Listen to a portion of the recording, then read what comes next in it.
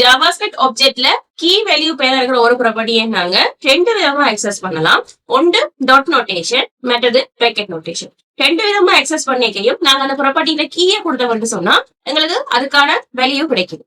But அதே same விஷயத்தை நாங்க ஃபாலோ யூஸ் பண்ணி செய்ய ஃபர்ஸ்ட் இந்த கீயை நான் கன்சோல லாக் பண்றேன். அது சரியாகிற ப்ராப்பர்ட்டியில கீ நேம்ன்றத கன்சோல லாக் பண்ணுது. டாட் நோட்டேஷனை யூஸ் பண்ணி ஆப்ஜெக்ட் டாட் கீ சொன்னா கீக்கு என்ன வேல்யூ நேம். நாங்க என்ன எக்ஸ்பெக்ட் பண்ணுவோம், ஆப்ஜெக்ட் டாட் நேம் சொன்னா ரோசான்றது கன்சோல லாக் எக்ஸ்பெக்ட் பண்ணுவோம். பட் எங்களுக்கு வாரது அன்டிஃபைன்.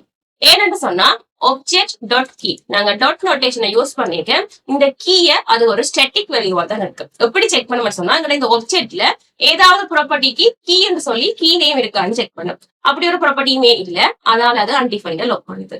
உண்மையிலேயே இந்த கீ என்ன, ஒரு வேரியபிள், ஒரு டைனமிக் வேல்யூ. சோ இப்படியான டைனமிக் வேல்யூ வச்சு கூட நாங்க ஒரு ப்ராப்பர்ட்டி ஆக்சஸ் பண்ணணும்னு சொன்னா பிராக்கெட் நோட்டேஷன் தான் யூஸ் பண்ணணும்.